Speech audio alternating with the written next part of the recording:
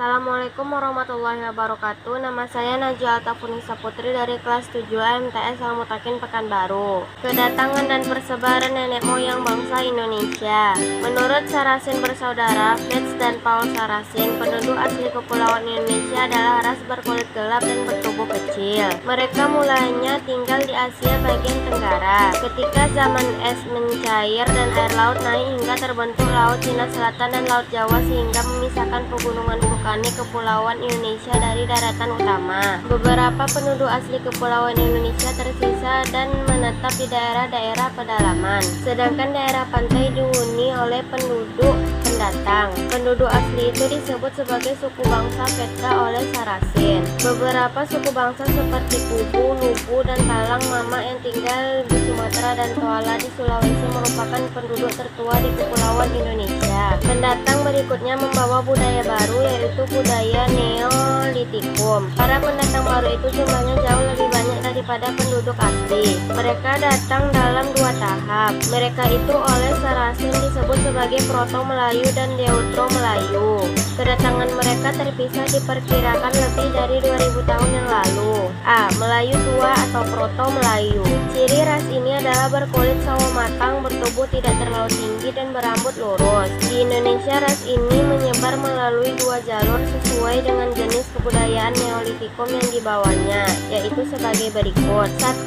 Jalur pertama atau jalur barat. Mereka menempuh perjalanan jalur darat dari Yunan menuju Semenanjung Melayu melalui Thailand, selanjutnya menuju ke Sumatera, Jawa, dan Bali. Ada pula yang menuju Kalimantan dan berakhir di Nusa Tenggara. Mereka diperkirakan datang membawa kebudayaan berupa kapak persegi. Itu sebabnya di wilayah yang dituju banyak ditemukan peninggalan berupa kapak persegi atau beliung persegi. Keturunan Proto Melayu yang datang melalui jalur ini adalah suku Batak, Nias, Mentawai, suku Dayak, dan suku Sasak. 2. Jalur kedua atau jalur timur. Mereka diperkirakan datang menempuh jalur laut dari Yunan atau Teluk Tonkin menyusuri pantai Asia Timur menuju Taiwan, Filipina, kemudian ke Sulawesi, Maluku, ke Irian atau Papua, selanjutnya ke Australia. Mereka diperkirakan datang membawa kebudayaan berupa kapak lonjong. Keturunan Proto Melayu yang melalui jalur ini adalah suku Toraja, suku Papua, suku Ambon, suku Ternate, dan suku Tidore. B. Melayu Muda atau Deutro Melayu. Bangsa Melayu Muda memasuki kawasan Indonesia sekitar 500 sm secara bergelombang. Mereka masuk melalui jalur barat melalui Semenanjung Melayu, terus ke Sumatera dan tersebar ke wilayah Indonesia yang lain. Kebudayaan mereka lebih maju daripada bangsa Proto Melayu. Mereka telah pandai membuat benda-benda dari logam atau perunggu. Kepandaian ini lalu berkembang menjadi membuat besi. Kebudayaan Melayu Muda ini sering disebut kebudayaan Dongson.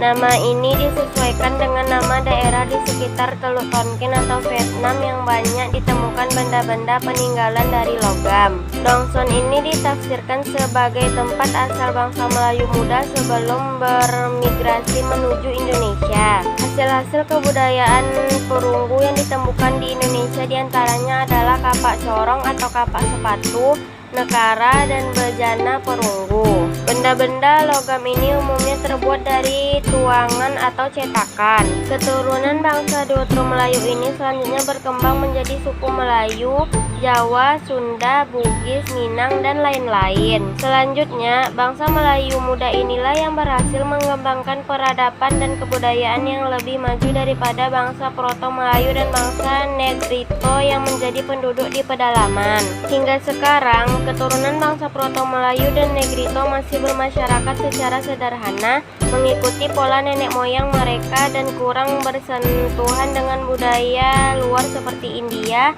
Islam, dan Eropa. Adapun bangsa Deutero Melayu mampu berasimilasi dengan kebudayaan Hindu-Buddha, Islam, dan Barat. Ras lain yang ditemukan di Kepulauan Indonesia adalah ras Melanosoid. Mereka tersebar di Samudra Pasifik Pasifik di pulau-pulau di timur wilayah Papua dan benua Australia. Mereka diperkirakan datang pada zaman es terakhir. Diduga saat itu kepulauan Indonesia belum berpenghuni. Ras melanosoid ke timur ke Papua dan benua Australia yang masih dalam suatu daratan. Pada akhirnya terjadi percampuran antara ras melanosid dengan ras Melayu yang menghasilkan ras melanosid Melayu. Diduga keturunan dari mereka adalah penduduk Nusa Tenggara Timur dan Maluku.